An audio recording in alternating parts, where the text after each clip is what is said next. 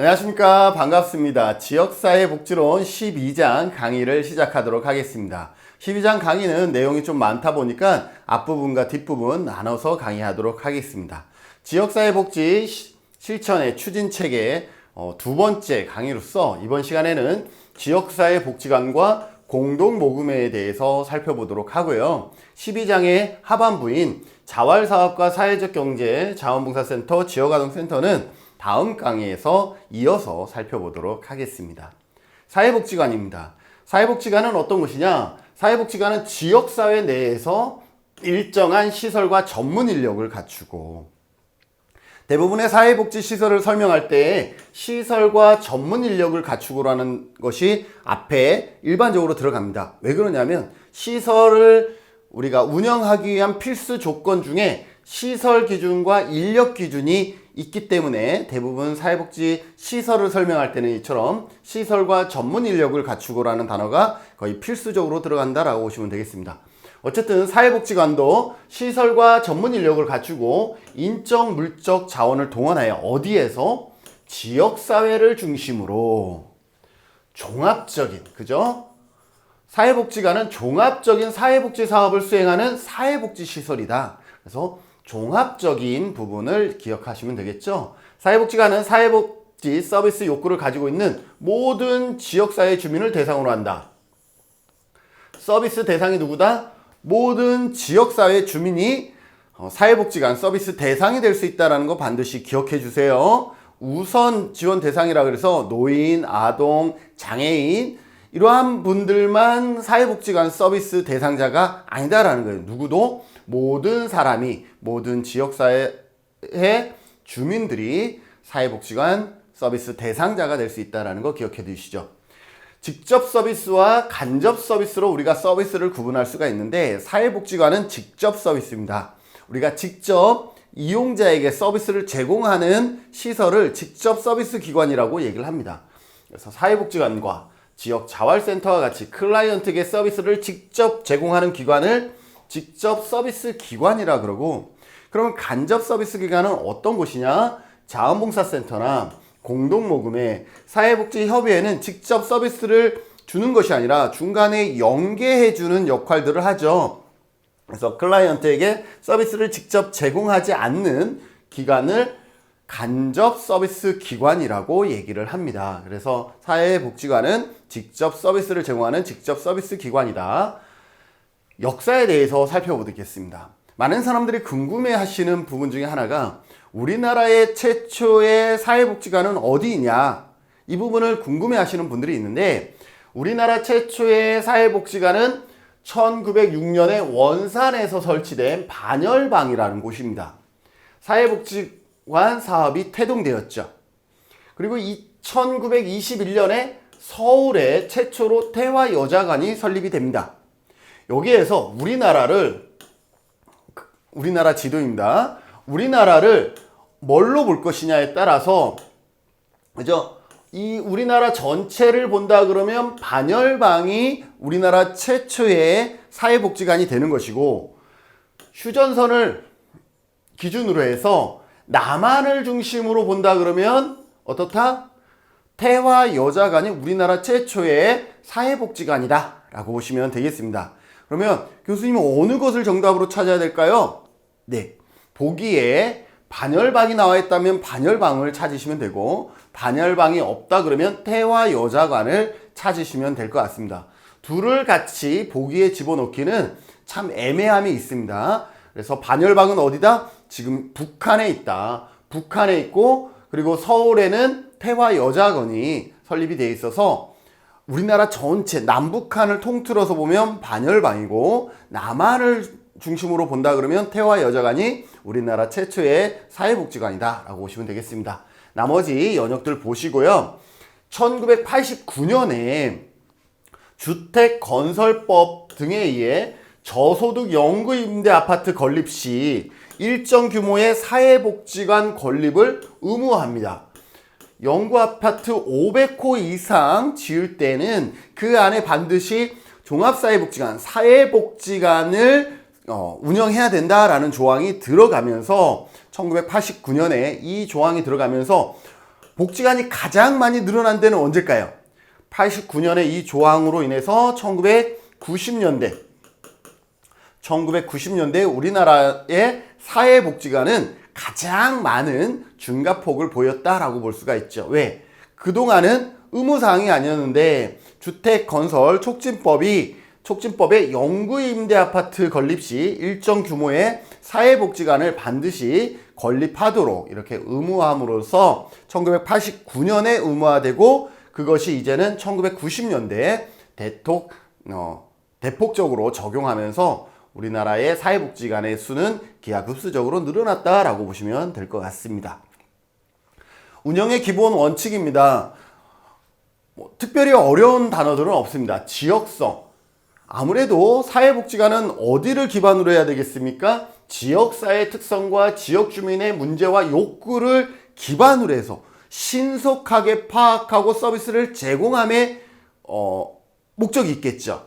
두 번째, 전문성입니다. 자, 서비스를 제공하는 그 공급자, 담당자는 어때야 될까요? 아무나 지역 주민들을 위해서 서비스를 제공하는 것이 아니라 철저하게 준비되어진 어떤 전문 인력이 사업을 수행해야 된다는 전문성이 있고요.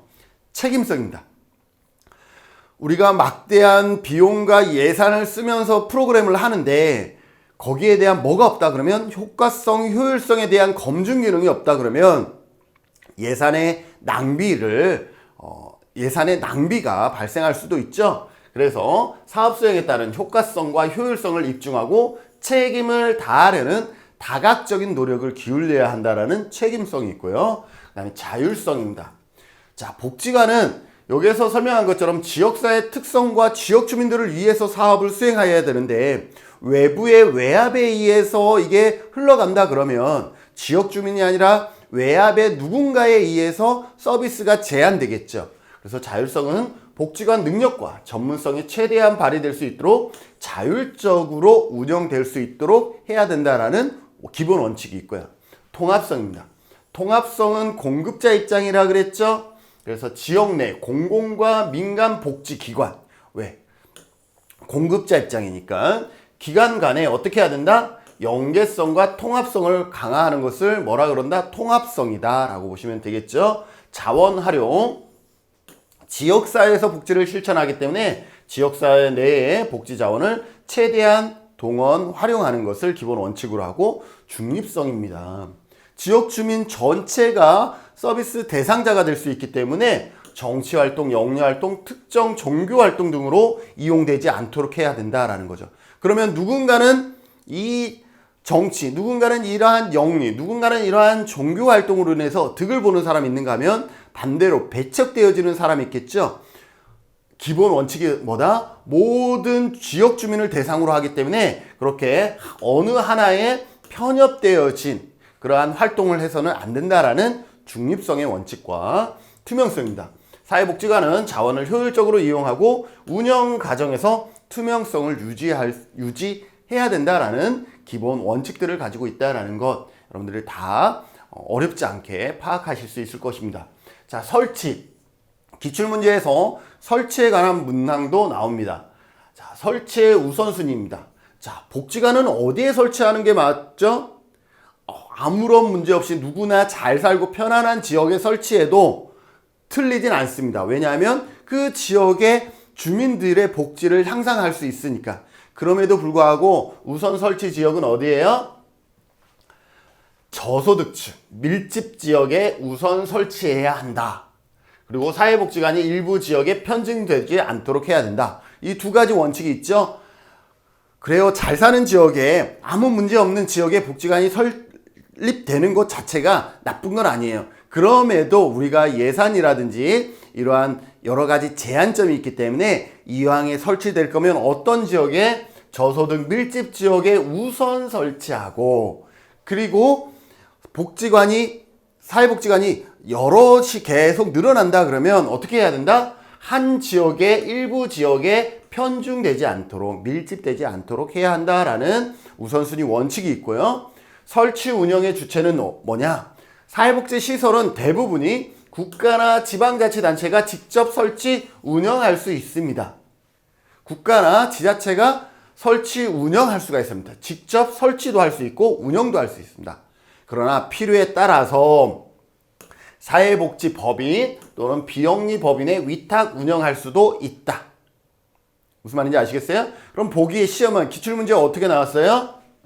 사회복지법인 및 비영리법인에서 법인만 운영할 수 있다. 이렇게 하면 잘못된 거죠. 왜? 법인뿐만 아니라 누구도 국가나 지자체가 직접 운영할 수도 있기 때문에 국가나 지자체가 직접 운영할 수도 있고 또 필요한 경우에는 사회복지법인과 비영리법인에 위탁할 수 있다는 것 여러분들 기억하시고 그 외에도 지방자치단체 외에도 시군구청장에 뭐하면 신고하여 설치할 수가 있다. 사회복지시설은 무슨 사항이다? 신고사항이다 라고 보시면 되겠습니다. 설치 운영입니다. 사업계획의 수립입니다. 사회복지관을 여러분들이 운영하려고 그러면 그래도 1년의 사업을 어떻게 해야 되겠어요? 잘 계획해야 되겠죠? 그래서 사업계획서의 수립이 필요합니다. 사회복지관의 사업계획 수립 시에는 지역 주민들의 복지 욕구를 조사하고 반영하면 좋겠죠? 주민간담회나 공청회 등을 통해서 지역사회 구성원의 의견을 충분히 수렴하여 뭐한다? 사업계획에 반영하는 것이 필요하다. 행정기관과 연계하는 것. 사회복지관은 뭐예요? 지역의 복지, 종합적인 복지를 제공하고 있죠. 그러면서도 어때요? 다양한 기관들과 연계성을 갖춰야 되기 때문에 행정기관과도 연계할 필요가 있다라는 거죠. 그래서 시도지사, 시장군수, 구청장은 사회복지관이 지역사회보장협의체에 참여하여 일선기관과 연계하는 등 업무 수행에 있어서 민관의 파트너십 형성을 통한 관리 운영의 실효성이 높아질 수 있도록 어떻게 해야 된다? 적극 장려해야 한다라고 얘기를 하고 있습니다. 우리 제주도에도 보면 예를 들어서 제주도에 있어요. 그러면 여러 가지 읍면동이 있습니다. 그런데 복지관은 여기에 있어요. 그러면 복지관을 중심으로 이 다양한 읍면동을 어떻게 해요? 이렇게 권역별로 묶어서 어떻게 하면 좋겠어요? 연계하면 좋겠죠. 그래서 복지관은 지역사회보장협의체와 권역별로 연계가 되고 그리고 어떻게 효율적으로 운영될 수 있도록 하는 것이 바람직하고요. 그리고 자원봉사자의 교육 및 활용, 사회복지관의 장은 사업별로 전문 지식과 기술을 갖춘 자원봉사자를 발굴하여 교육 후 활용할 수 있도록 해야 된다라고 얘기를 하고 있습니다. 그래서 자원봉사자에 대해서는 사회복지관 사업에 대한 예비 지식을 사전에 충분히 숙지할 수 있도록 오리엔테이션이라든지 이러한 것들을 하면 좋겠죠. 비용의 수납입니다. 사회복지관은 실비를 받을 수 있다 없다? 정답은 있다입니다. 주민의 의타심을 방지하고 사업의 효과를 높이기 위해서 사업에 소요되는 실비를 받지만 어떤 실비를 받아야 된다? 최소한의 실비를 어떻게 할 수 있다? 수납할 수 있다. 다만 실비 이용 프로그램에 대해서는 A라는 프로그램이 실비를 받는다 그러면 거기에서 받은 실비는 어디에 쓰여져야 된다? A라는 프로그램에 전적으로 쓰여져야 된다는 거죠. 사회복지관의 세입 예산에 편입하여 사업의 자체에 충당해야 한다. 그런데 그러다 보니까 쓰고도 조금 남았어. 남으면 어떻게 해야겠어요? 그것을 임의적으로 쓰는 것이 아니라 대해서는 국민기초생활보장, 수급권자 등 저소득층을 위한 사업에 우선적으로 사용해야 한다. 그 돈이 남았지만 남은 것을 그러면 이제 자의적으로 쓸 수 있는 것이 아니라 누구를 위해서? 국민기초생활보장 대상자라든지 저소득층을 위해서 우선적으로 어떻게 해야 된다? 지출해야 된다라고 되어 있습니다. 시설운영위원회입니다. 시설에는 이사회와 운영위원회가 있습니다. 이사회는 몇 회 해야 된다 이런 건 없어요. 그러나 운영위원회는 분기별 1회 이상 해야 됩니다. 그러니까 우리가 4분기죠. 1월에서 3월까지 1분기, 4월에서 6월까지 2분기 이렇게 해서 1년은 4분기로 되잖아요. 적어도 운영위원회는 몇 번 해야 된다? 4번 해야 된다라고 보시면 되겠습니다. 그러면 시설 운영위에서 하는 일들은 무엇이냐? 사회복지시설의 운영의 민주성과 투명성 제고 및 생활자의 권익 향상 등을 위한 운영에 관한 전반적인 것들을 뭐 한다? 심의한다. 뭐는 아니다? 의결은 아니다. 의결권을 가지고 있는 것은 아니다. 뭐만 있다? 심의권만 있지 의결권은 어디에 있어? 의결권은 이사회에 있다 라고 보시면 되겠습니다. 자, 구성 보면 위원회는 위원장 1인을 포함하여 5인 이상 15인 이하. 위원회는 운영위원회는 시설 운영위원회는 5인 이상 15인 이하로 구성된다 라고 보시면 되겠습니다. 자, 그러면 시설 운영위원회는 어떠한 분들이 위원회 활동을 할 수 있느냐? 시설의 직원은 운영위원회의 활동을 할 수 있을까요? 있습니다. 그러면 시설을 이용하고 있는 이용자는 운영위원으로 활동할 수 있을까요? 있습니다. 직원도 가능하고 이용자도 운영위원회가 됩니다. 왜? 그래야 민주성, 투명성, 생활자의 권익들을 그들이 대변할 수가 있잖아요. 그리고 또 어떠한 분들이 보통 운영위원회가 되냐면 지역의 전문가, 후원자 대표, 지역주민 대표 이처럼 다양한 분들이 뭘로 활동할 수 있어? 시설 운영의 위원으로 활동할 수가 있다라고 보시면 되겠습니다. 그래서 이용자 대표라든지 시설 거주자 보호자 대표라든지 종사자 대표라든지 담당하는 공무원이라든지 후원자 대표 이처럼 다양한 분들이 위원회로 활동할 수 있다라고 보시면 되겠습니다. 심의사항은 어떤 것이냐? 의결이 아니죠. 심의죠. 여기에서 심의만이지 의결권은 없다라는 거 기억해 주세요. 의결권은 어디에 있어? 이사회에 있다라고 보시면 되겠죠. 심의사항은 뭐냐? 사회복지 프로그램 개발. 그래서 심의사항은 보통 뭐냐면 이 프로그램 개발 그리고 여기에 보면 민주성, 투명성, 생활자의 권익이잖아요. 그러니까 근무 환경이라든지 거주자의 생활 환경이라든지 거주자의 인권 그리고 지역사회와 협력 그리고 운영위원회의 회의에 붙이는 사항 이처럼 이러한 부분들 즉 심의사항은 여기에 이 부분이죠. 민주성, 투명성, 생활자의 권익과 관련된 프로그램과 근무 환경과 생활 환경과 그 다음에 인권에 관한 이러한 내용들을 어떻게 할 수 있다? 심의할 수 있다라고 보시면 되겠습니다. 자, 사회복지관에서 우리가 중요하게 다루는 내용 중에 하나가 또 후원금이죠. 사회복지시설에서 후원금을 많이 받잖아요.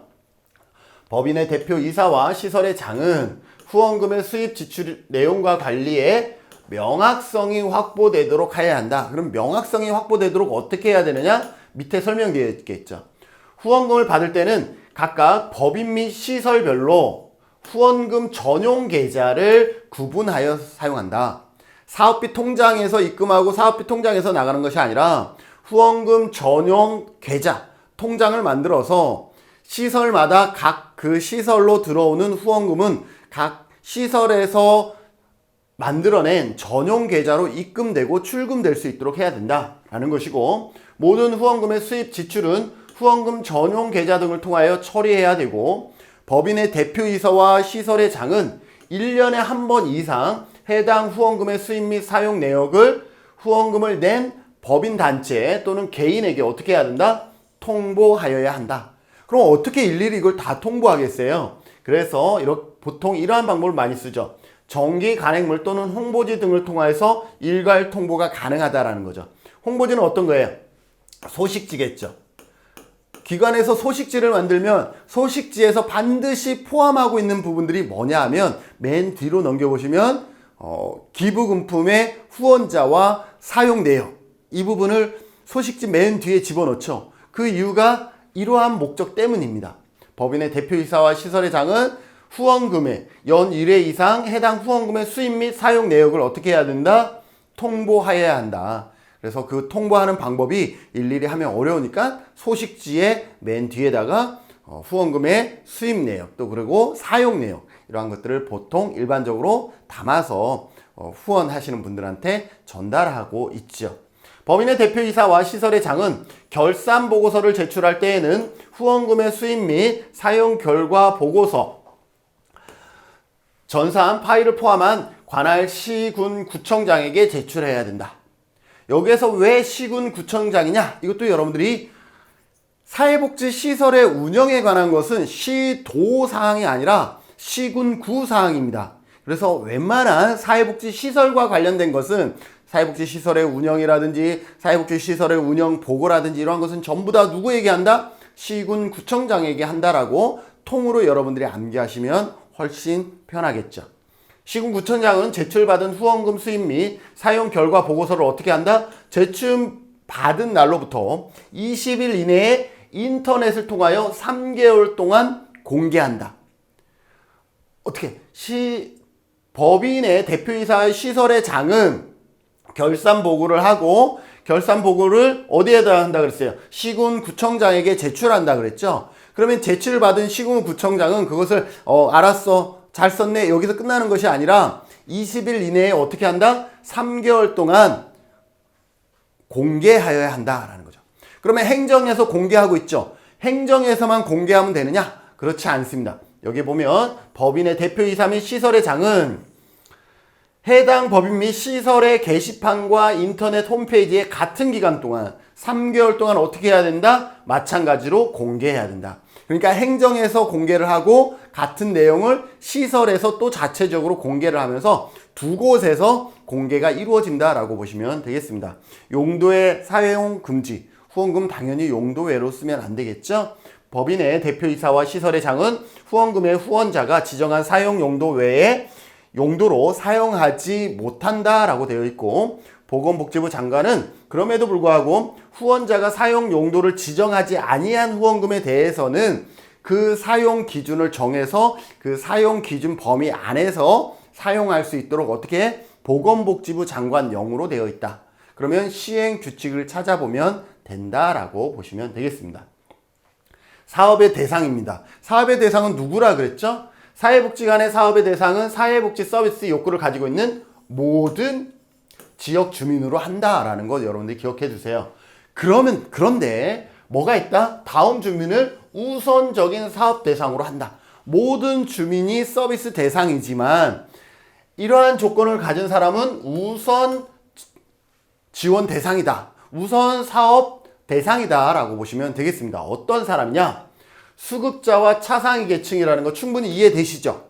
그리고 장애인, 노인, 한부모, 다문화 가정 충분히 이해되시죠? 그런데 여기서 여러분들이 이해 안 되는 부분, 혹시 이해가 안 될 수 있는 부분이 뭐냐면 여기에 누구도 직업 및 취업 알선이 필요한 주민도 누가 된다? 우선 지원, 우선 서비스 지원 대상이 된다라는 거예요. 그래서 직업 및 취업 알선이 필요한 주민도 대상이 된다라는 것. 그리고 보호와 교육이 필요한 유아, 아동, 청소년도 뭐다? 우선적인 사업 대상이 된다. 이게 시험에 나왔었죠. 어떻게 나왔었냐 하면 길동인의 집에는 할머니와 그 다음에 구직 활동을 하고 있는 어머니와 지금 교육을 받고 있는 두 자녀와 돌봄을 받고 있는 어린 자녀가 있다. 이렇게 돼 있어요. 이렇게 지문을 설명한 다음에 다음 길동인의 가정에서 사회복지관의 우선적인 사업 대상은 모두 몇 명이냐라고 질문이 돼 있었어요. 자, 그러면 누구죠? 할머니, 노인이니까 1명. 어머니는 우선 대상이 아닌데도 불구하고 구직 활동을 하고 있음으로 인해서 우선 대상이 돼버렸죠. 그래서 어머니 1명, 보호와 교육이 필요한 유아, 아동, 청소년이 여기 되니까 교육이 필요한 두 자녀니까 2명, 돌봄, 보호가 필요한 그래서 1명. 그래서 이런 식으로 해서 정답은 몇 명이 된다? 5명이 된다라는 거 기억해 두십시오. 시험에 나왔었기 때문에 활용해서 또 시험에 나올 수가 있겠죠. 그 밖에 사회복지관에 사회복지 서비스를 우선 제공할 필요가 있다라고 인정되어지는 주민이 있다라고 보시면 되겠습니다. 사업 내용은 어떻게 하느냐? 사회복지관은 그동안 5개의 서비스를 중심으로 해서 사업이 구분이 되어 있었는데 이것이 현재에는 3가지의 기능으로 바뀌었다. 그래서 여기 보면 전부 다 서비스가 아니라 기능으로 바뀌었죠. 그래서 사회복지관은 지역사회의 특성과 지역주민의 복지 욕구를 고려하여 지역복지 증진을 위한 사업을 실시할 수가 있는데 현재 사회복지관의 주요 사업은 3가지의 기능으로 구분된다. 사례관리, 서비스 제공, 지역 조직화 기능 이렇게 세 가지로 크게 구분된다. 이것은 전국의 모든 사회복지관이 동일하게 이 세 가지를 중심으로 해서 지금 사업을 기획하고 있고 평가를 받을 때에도 사례관리 평가, 서비스 제공 영역 평가, 지역 조직화 평가를 받고 있다라고 보시면 되겠습니다. 그래서 이 세 가지를 여러분들이 기억하시면 되겠습니다. 지역 주민의 복지 욕구에 대한 조사, 관계 행정기관 및 단체의 의견을 수렴하여 매년도 사회복지관 복지사업 계획을 수립해야 하고요. 사회복지관의 기능 및 사업에는 사례관리는 이런 거죠. 사례 발굴, 사례 개입, 서비스 연계와 같은 사업들을 하고, 서비스 제공 기능은 뭐예요? 가족 기능 강화, 지역사회 보호, 교육문화, 자활 지원 등 이러한 다양한 사업들을 하는 것을 서비스 제공, 직접 서비스를 제공하는 것이고, 지역 조직화는 뭐예요? 말 그대로 지역 주민들을 이렇게 네트워크 시키는 거죠. 그래서 복지 네트워크 구축, 주민의 조직화, 자원 개발 및 관리와 같은 사업들은 지역 조직화 기능에 포함된다라는 거 기억해 두시면 좋겠습니다. 자, 이제까지 사회복지관에 대한 설명을 했다 그러면 지금부터는 공동모금회에 대한 설명들을 같이 하도록 하겠습니다. 공동모금회가 어떠한 곳인지 여러분들 다 아시죠? 사랑의 열매라고 더 많이 알려져 있는 그러한 기관이다라고 보시면 되겠죠. 공동모금회는 자발적 기부문화 정착을 통한, 그러니까 기부를 하되 자발적인 기부문화 정착을 통한 삶의 질 향상과 지역사회 변화를 추구한다라고 보시면 되겠습니다. 사회복지에 있어서 민간 부분의 자원을 동원하여 핵심적인 전략으로 민간복지 발전에 필요한 자원을 자율적으로 마련하고 이를 복지사업에 배분하는 민간복지운동이다. 자, 민간 부분의 자원을 동원하여 민간복지 발전에, 그러니까 민간이 돈을 민간복지 발전에 연결해주는 그러한 역할을 하는 것이 뭐다? 공동모금회다라고 보시면 되겠죠. 의의는 뭐냐? 그동안 이 공동모금회가 없기 전에는 각 시설마다 개별적으로 모금 활동을 해야 돼요. 시설마다 모금 활동을 하다 보니 나는 A기관도 후원해달라 그러니 여기도 하고 여기도 하고 이러다 보니까 관리가 안 돼요. 후원을 하는 내 입장에서도 관리가 안 돼. 잘 쓰고 있을까? 잘 쓰고 있을까? 설마 잘 쓰고 있겠지? 이렇게 되는 거예요.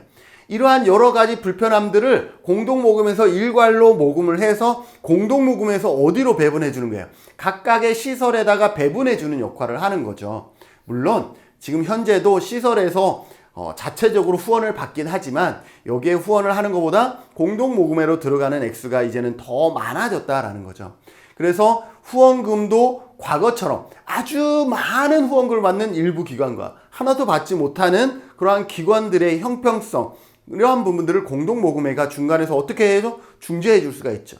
후원금을 받을 능력이 없지만 좋은 프로그램을 기획하면 공동모금회에서 그 기관으로 어떻게 할 사업비를 지원해 줄 수 있는, 배분해 주는 이러한 역할들을 담당함으로 인해서 기관은 후원이 아니라 열심히 프로그램을 기획하고 진행하는 데 집중할 수 있는 이러한 다양한 의의가 있겠죠. 그래서 무분별한 자선사업의 난립을 막고 지역 주민의 신뢰할 수 있는 민간 모금 단체를 조직하는 의의가 있고요. 지역 주민의 참여 기회를 제공함으로써 자원봉사 정신을 함양하고 프로그램의 전문성 제고에 기여할 수가 있죠. 왜? 사회복지시설은 프로그램만 열심히 하면 되니까, 후원에 신경을 덜 써도 되니까. 민간 차원에서 자율성과 효율성을 담보하면서 공익적인 사업을 독자적으로 기획하고 수행할 수 있도록 한다라는 이러한 의의가 있다라고 보시면 되겠습니다. 특성으로는 봉사활동으로서 민간운동의 특성을 띈다라는 것이고요.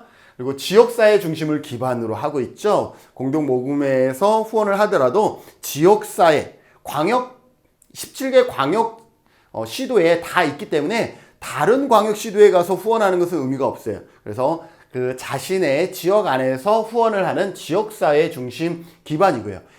후원자도 지역사회 주민이고 또 이용자, 수혜자도 지역사회의 중심이 될 수 있다는 것이고요. 효율성을 높이고 모금을 일원화할 수가 있다는 거죠. 모금 창구를 일원화함으로써 홍보라든지 이런 데 들어가는 비용이 규모의 경쟁에서 훨씬 더 효율성을 갖추게 되는 것이고, 그 사용 내역이라든지 전체를 공표함으로 인해서 어떻게 해요? 모금 활동의 책임성, 투명성뿐만 아니라 사회복지 사업의 사회화를 위해서도 중요한 의의를 가지고 있다라고 보시면 되겠습니다. 그리고 전국적인 협조를 도모할 수가 있다. 공동모금 제도는 지역성을 특성으로 하지만, 그죠? 여기에 보면 지역사회 중심으로 하는 지역성을 특징으로 하지만 전국적으로 일제히 전개하는 것이 바람직하기도 하죠. 그래서 어떻게 해요? 예를 들어서 뭐 어느 지역에 난민이 발생하고 재해가 발생했다. 그러면 어떻게 돼요? 지역을 떠나서 전국적으로 또 모금 활동을 같이 우리가 캠페인을 진행을 하죠. 그래서 지역 이기주의로 인해 전략할 수도 있기 때문에 지역의 자주적 활동이 상호협조 하에 전결될 때 사회적 연대성 고양이라는 사명을 이룩할 수 있다라는 그러한 여러 가지 특성들이 있다라는 걸 기억해 두시면 좋겠습니다. 공동모금의 사회적 기능, 바로 앞에 봤더니 여기에 보면 사회복지 사업의 사회화를 위해서도 필요하다라고 얘기를 했죠. 그러면 어떤 것? 사회적 기능이다라는 거예요. 사회적 기능은 뭐냐 하면 같이 더불어서 개인의 어떠한 자유만 존중하는 것이 아니라 같이 잘 살고 같이 어떻게 이익을 얻는 공익적인 그러한 활동을 일반적으로 사회적 기능이다라고 얘기를 할 수가 있죠. 개인이 아니라 공익을 위한. 자, 어떤 게 있냐? 합리적인 기부금, 모금을 통해서 사회복지 자금을 조성할 수가 있다라는 거죠. 앞에서 얘기했던 지역성과 효율성, 일원화 등의 특성을 바탕으로 합리적인 모금 활동이 가능하다라는 것이고, 국민의 상부상조 정신이 고양된다라는 것. 우리가 시설을 할 때도 기부를 했지만 어떠한 빨간 뭐예요? 사랑의 열매라는 어떤 상징과 함께 후원자 개발을 하거나 그럴 때 우리는 의심 없이 하게 되죠. 왜냐하면 저 기관은 알아서 잘할 거야. 좋은데 쓰고 잘 쓸 거야. 뭐 이러한 신뢰, 믿음감이 있잖아요. 그러면서 우리가 좀 더 많은 기부들을 하게 되고 그 안에서 국민들의 상부상조 정신이 고양될 수 있다. 높아질 수 있다라고 보시면 되겠죠. 사회복지에 관한 이해의 보급과 여론이 형성될 수 있다. 왜? 배분 계획과 그 결과에 관한 설명을 통해서 기부자가 거주하는 지역사회에 족하는 기부자의 이웃에 있어서 사회복지의 현상과 문제점에 관련된 구체적이고 확고한 이해를 구할 수가 있다. 우리는 기부하는 데만 멈추는 것이 아니라 이게 어디에 쓰일까? 이러한 부분들을 공동모금에서는 홍보를 하고 또 많이 알리겠죠. 그런 가운데 우리 지역에 이러한 문제가 있었고 이러한 시설도 있었고 또 이것이 이러한 프로그램으로 해서 해결될 수도 있구나. 이러한 어떻게 돼요? 사회복지에 관한 이해가 또 확장될 수가 있다라고 얘기를 하고 있고 민주시민으로서 권리와 책임 수행에 기능도 있다라는 것이죠. 여러분들 혹시 후원하고 계신가요? 착한 기부 많이 하고 계신가요? 여러분들도 같이 동참하면 좋을 것 같아요. 왜? 봉사활동은 타인을 위한 자기의 희생이 아니라 민주시민으로서 누리는 권리다 라고 생각하시면 우리도 같이 동참해야 될 것 같아요. 저는 많이는 안 하는데요. 군대에 있을 때, 그러니까 20년이 지났죠. 20년 전에 월급을 한 14,000원 받았었어요. 지금 몇십만 원이라면서요. 그때 당시는 14,000원 정도 받았고 우리가 훈련을 나가면 생명수당인가 이렇게 해서 4만 원이 나와요. 그러면 그 한 4, 5만 원 정도 월 생기는데 돈이 너무 많이 남더라고요. 그래서 뭐 할 거 없을까라고 해서 그때 월드비전에 10,000원씩, 아니죠? 10,000원씩 기부를 하기 시작했는데 어쨌든 지금까지 횟수로 어때요? 횟수가 아니라 연수로도 20년 넘게 월드비전에 후원을 하고 있죠. 금액이 크고 적은 것이 중요한 건 아닌 것 같아요. 그렇다 그러면 뭐예요? 잘 사는 사람만 그럼 기부할 수 있는 거죠? 그렇지 않습니다. 분명한 것은 내가 나의 작은 부분이라도 같이 나누고자 하는 그 마음이죠.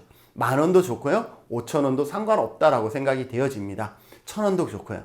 우리가 꾸준하게 나의 일부를 누군가와 함께 공유하고 나눈다라는 마음으로 같이 한다 그러면 바로 여러분이 민주시민으로서의 권리와 책임을 수행하는 바로 당사자가 될 수 있다라고 생각이 되어집니다. 자, 공동모금의 장점과 단점을 살펴볼까요?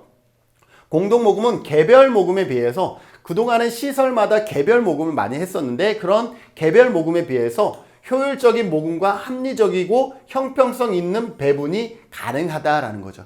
여러분들은 어때요? 누가 지인이 알면 그 기관에 하지만 그 기관에 정말 후원금이 필요했을까? 그 기관에 프로그램 하는데 정말 이 돈이 쓰여져야 됐을까? 이러한 것에 대한 답을 얻을 수는 없잖아요. 그런데 우리가 공동모금회라 하면 공동모금회에는 그것을 배분하는 배분위원회, 전문위원회가 있어서 이곳에 얼마의 지원이 적절한지에 대해서 그분들이 철저하게 분석한 다음에 필요한 시설에 배분해 주기 때문에 어떻게 돼요? 상당히 효율적인 모금과 합리적이고 형평성 있는 뭐가 돼요? 배분이 가능할 수 있다라는 거죠. 여러분들 잘 모르시면 그래서 어디에다 하시면 좋아요? 여러분들 지역사회에 있는 지역사회 공동모금회에다가 십시일반 여러분들이 후원을 하면 공동모금회에서 전문성을 갖고 배분 역할까지 해준다라는 것이죠. 개별 사회복지관은 모금활동에 투여하는 경비를 절약할 수가 있죠. 모금활동을 하지 않았지만 나중에 좋은 프로그램을 기획해서 어디에다가 공동모금회에 제안을 하면 그 프로그램을 진행할 수 있는 예산을 지원받을 수가 있다라는 거죠. 그렇기 때문에 모금활동하는 에너지를 줄여서 뭐에다가 실질적으로 이용자의 서비스 질을 높일 수 있는 프로그램을 기획하고 개발하는데 좀 더 많은 에너지를 쓸 수가 있다라는 것이죠. 기부자에게 계속적인 관심을 갖게 할 수가 있죠. 아무래도 개별 시설에서는 후원금 담당 선생님이 그 일만 하는 것이 아니기 때문에 개별적으로 이렇게 알림이라든지 이런 걸 주기가 어렵죠. 저는 정말 작은 10,000원이지만 월드비전에 20년 동안 할 수 있었던 것은 뭐냐면 정기적으로 꾸준하게 내가 관리되어지고 있는 나의 10,000원이 누구에게 어떠한 의미로 전달되어지고 있는지를 끊임없이 피드백을 통해서 나에게 전달해 준다라는 거죠. 거기에서 나는 10,000원이지만 끊지 않고 계속 할 수 있는 내 작은 10,000원이지만 누군가에게는 소중하게 지금 쓰여지고 있구나라는 그런 마음을 느낄 수 있도록 해준다라는 거죠. 그처럼 지속적인 관심을 갖게 한다. 그리고 기부자에게 지역사회에 대한 책임감을 갖게 하고 기부금이 유용하게 사용된다라는 확신을 주기가 쉽죠. 그리고 적절한 예산과 결산은 사회복지사업 계획의 효율을 높이고요. 광범위한 교육선전 활동은 사회복지에 대한 지식과 관심을 널리 보급할 수가 있는 이러한 장점들이 있습니다. 아무래도 우리 시설을 전국에 알리기는 어렵지만 공동모금회를 알리는 것은 상대적으로 쉽고 이미 전국의 모든 사람들이 빨간 열매, 사랑의 열매, 공동모금회를 알고 있는 것이죠. 그러니 사회복지를 홍보하고 알리는데 더욱더 어떻다? 효과적이다라고 얘기할 수가 있죠. 그럼에도 단점이 있어요. 만약에 우리가 금전에만 관심을 기울인다면 사회복지라는 정신과 동기가 퇴색될 수가 있습니다. 그리고 대부분이 이 공동모금회에서 들어오는 후원금 중에 가장 큰 비중을 차지하고 있는 게 누구에 의한 후원이냐면 기업, 법인에 의한 후원이거든요. 자, 그러다 보니 가입기관의 계획, 정책, 운영에 대한 간섭이 가능하고요. 여기에 보면 기업과 고액 기부자의 관계로 인해서 사회 행동이 어려울 수도 있다는 거예요. 기업에서 실질적으로 많은 후원이 들어오기 때문에 그 후원을 들어왔던 곳이 사회적으로 어떠한 문제가 발생한다 그러면 공동모금에도 사회 행동을 취할 수가 있는데 공동모금에는 그런 것을 할 수가 없죠. 왜? 우리에게 많은 후원을 해주는 기관이기 때문에, 법인이기 때문에 공동모금은 어때요? 그냥 일방적으로 받을 수밖에 없다라는 거죠. 만약 그렇게 된다 그러면 그것이 뭘로? 단점으로 작용할 수 있다라는 것입니다. 구성 및 운영을 보면 사회복지 공동모금회는 1997년 제정되어 법정 모금 배분 기관입니다. 언제? 우리 IMF가 언제 발생했죠? 1997년에 IMF가 발생했죠. 같은 해에 사회복지 공동모금회법이 제정이 되면서 법정 모금단체 제정이 됐기 때문에 법정 모금 그리고 배분 기관이다 라고 보시면 되겠습니다. 공동모금회는 사회복지사업법에 따른 사회복지법인이라는 것, 그래서 사회복지사업법에 사회복지 공동모금에 대한 부분이 언급이 되어집니다. 그리고 관련해서 사회복지 공동모금회법이 또 만들어진 것이죠. 그래서 구성은 전국 17개 시도 지회로 구성되어 있고요. 각 지회에 있는 모금회는 개별 법인이 아닌 중앙 공동모금회에 속한 지회다라는 거예요. 무슨 말이냐? 우리가 앞 시간에 배웠던 사회복지 협의회 같은 경우, 협의체 아니고 협의회 같은 경우는 어때요? 한국사회복지 협의회가 있었고 17개 광역 사회복지가 있었고 다시 시군구 사회복지협의회가 있었죠. 그런데 여기도 단독 법인이고 여기도 단독 법인이고 여기도 단독 법인이에요. 그래서 시군구는 광역에서 자유롭게 활동할 수 있고 광역도 한국으로부터 자유롭게 활동을 할 수가 있어요. 우리 그렇게 배웠어요. 전부 다 어떻다라는 거예요? 단독 법인이다라는 거예요. 그런데 공동모금회는 어떠냐 하면 중앙 공동모금회가 있는데 이거는 법인이에요. 그런데 각각 제주도, 경기도 여기에 있는 17개 공동모금회는 뭐다? 지회다라는 거예요. 여기가 법인이 아니다라는 거예요. 중앙 공동모금회 지회에 속한다라는 거예요. 그래서 제주도에 있던 직원이 어디로 가요? 중앙에도 가고 중앙에 있던 분이 경기도로 가고 이렇게 되는 거예요. 왜? 이 전체가 하나의 법인이고 지회의 역할을 하고 있기 때문에 그렇습니다. 그래서 공동모금회의 17개 광역, 시도에 있는 모금회는 개별 법인이 아니라 중앙에 있는 모금회의 지회다라고 여러분들이 기억하시면 되겠습니다. 운영은 모금한 재원의 배분 및 운영에 관한 조사, 연구, 홍보, 교육을 하고요. 임원의 임기는 3년으로서 1년에 한 번만 연임이 가능합니다. 그래서 6년까지만 뭘 할 수가 있어? 임원의 활동을 할 수가 있는 것이고요. 회장 1인, 부회장 3인, 그리고 15인 이상 20인 이하, 15인 이상 20인 이하로 이사가 구성되어 있고 감사는 2인이다라는 것. 여러분들 기억해 두시면 되겠죠. 자, 모금회 기획 홍보, 모금 배분 업무에 관한 사항을 심의하기 위해서 해당 분야의 전문가, 시민대표, 해당 분야의 누구? 전문가와 시민대표 등으로 구성돼 누구? 기획분과 1, 홍보분과 2, 모금분과 3, 그 다음에 배분분과 4 이렇게 4개의 전문 분과가 있다라는 거 기억하세요. 기획분과, 홍보분과, 모금분과, 배분분과 이렇게 4가지의 분과가 있다라고 보시면 되겠습니다.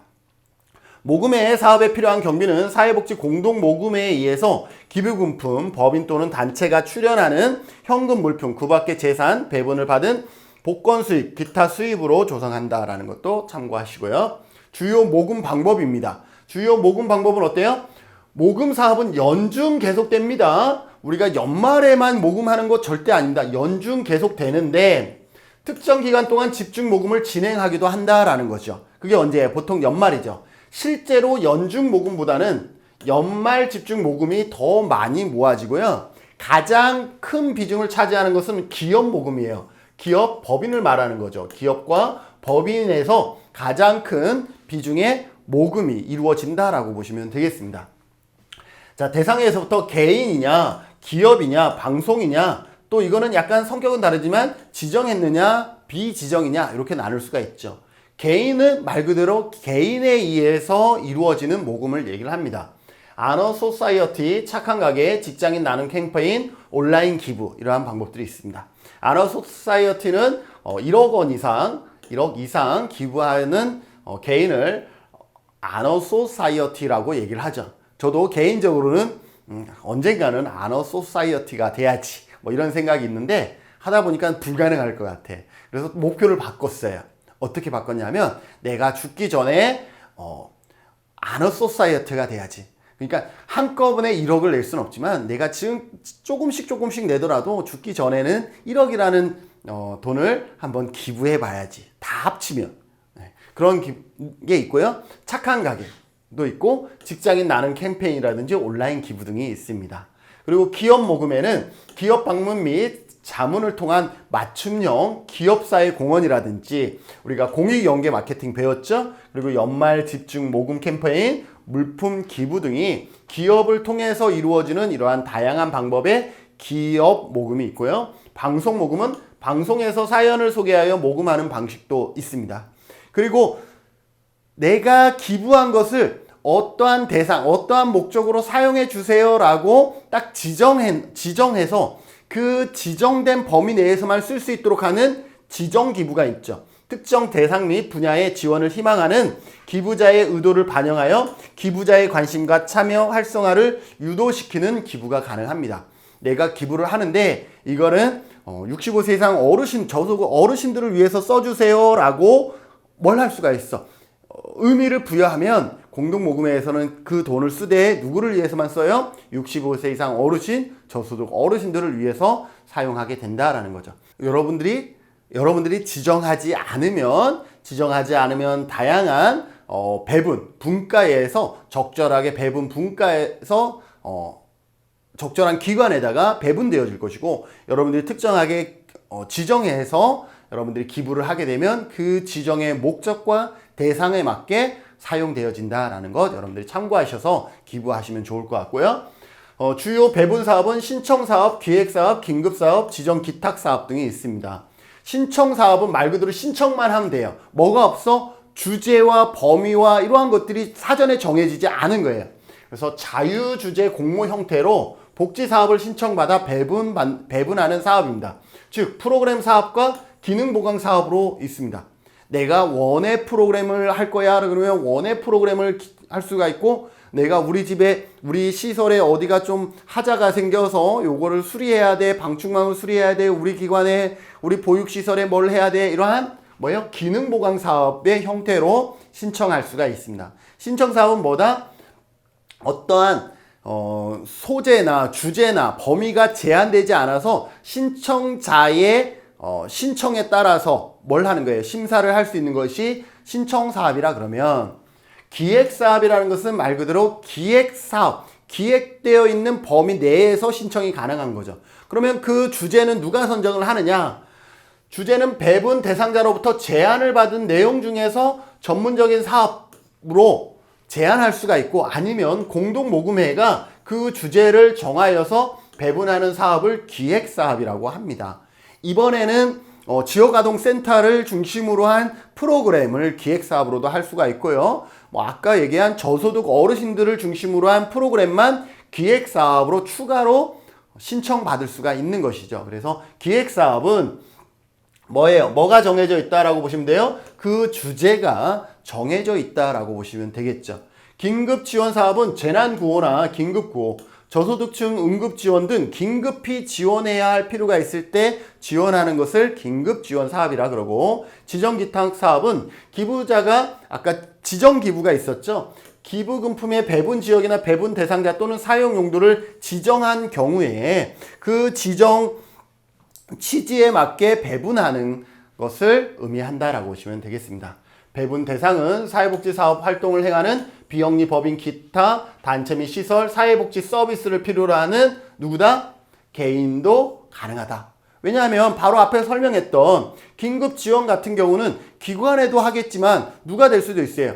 개인이 대상자가 될 수도 있는 거죠. 그래서 공동모금회는 기업 사회복지 시설을 중심으로 배분하는구나 라고 단정할 수가 없어요. 왜? 사회복지 서비스를 필요로 하는 누구도 가능하다? 개인도 가능하다라고 보시면 되겠죠. 배분 제외 대상은 여러 가지 문제가 있는 사람은 배분에서 제외가 되겠죠. 그래서 동일한 사업으로 국가나 지자체에서 이미 지원을 받았거나 받기로 확정되었으면 이중 지원이 되니까 안 되고, 나머지는 법령상 금지된 행위에 사용된다면 안 될 것이고, 정치 종교적인 목적에 이용될 때도 안 될 것이고, 수익을 주된 목적으로 하는 사업도 안 되고, 공직선거법에 위반되는 경우도 안 되고, 모금의 제재 조치에 따른 배분 대상 제외가 된 사람이 신청하는 것도 안 되는 것이고, 그리고 배분 분과위원회에서 심의 결과 이건 배분 대상에서 제외될 필요성이 있다라고 하면 어떻게 된다? 배분 제외 대상이 될 수 있다라고 보시면 되겠습니다. 마지막으로 심사 기준입니다. 자, 그러면 우리가 프로그램을 신청하면 어떻게 되느냐?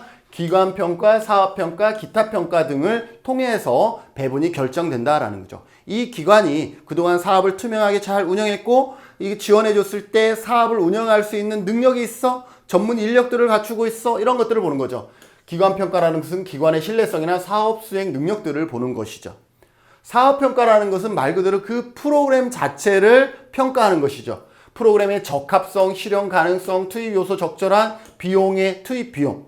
예산은 부풀리지 않았어? 이 프로그램을 지금 이 이용자에게 하는 것이 가장 좋은 것이야? 이러한 것들을 전반적으로 평가하는 것을 사업평가라 그럽니다. 그 다음에 기타평가, 홍보 노력 및 지역 자원 활용이라든지 자구 계획 등에 의해서 이러한 것들을 두루두루 살펴본다라는 거죠. 기타 평가도 중요하죠. 그래서 여러분들이 모금을 받으면 우리가 이 모금을 받는 것을 지역사회에 어떻게 홍보해서 어떠한 많은 사람들이 이 프로그램에 참여할 수 있도록 할 것이냐, 그리고 그 프로그램 참여자에게 어떻게 공동 모금회를 알릴 것이냐, 이러한 부분들도 같이 프로그램 안에 녹여내면 평가 점수가 상당히 좋아지겠죠. 그 다음에 심사 과정은 예비심사, 서류심사, 면접심사, 현장심사 등이 있다는 것 참고하시면 되겠습니다. 네, 이번 시간에는 사회복지관과 공동모금에 대해서 살펴봤습니다. 다음 시간에는 지역사회 실천의 추진체계 세 번째 파트를 이어서 강의하도록 하겠습니다. 수고하셨습니다.